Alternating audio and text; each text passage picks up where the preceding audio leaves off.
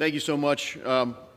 Central bank digital currency poses an existential threat to Western civilization. It's essentially, at its heart, communist banking.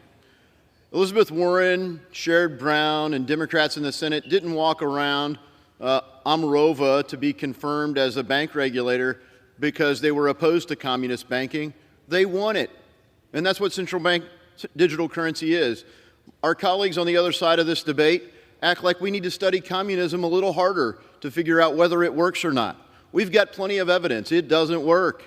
Central bank digital currency inserts government between you and your money. The government, another word for central bank digital currency is programmable money. Well, who does the programming? The central bank. They can condition your access to your own money with whatever parameters they put in place. They can filter transactions. They can even set them to expire.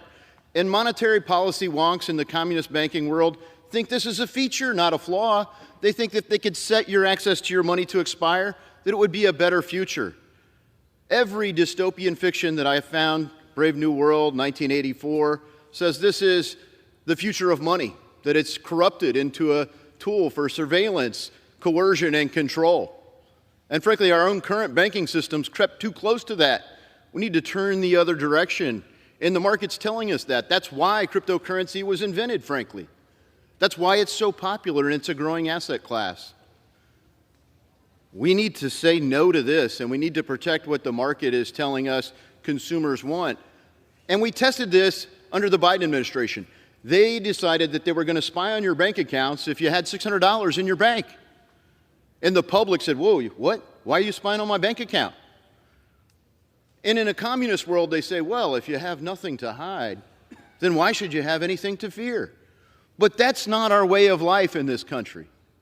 The Fourth Amendment doesn't say that. It says if you have probable cause, and only then you get a warrant. Here, you build in the surveillance into the program. And look, I get it. If all men were angels, this would never be abused, but we know they're not. We've seen massive abuse in our own country, but in Canada, we saw Trudeau, a fellow traveler on the communist long march, want to ban people's access to their own bank accounts because they were protesting his COVID policies at trucker rallies. This is very easy to do when you have programmable money. We need to say no to this. It is an existential threat to our way of life, and ideally we would do it at every opportunity. I urge all our colleagues to vote for Mr. Emmer's bill and stop this threat to our way of life. I yield back.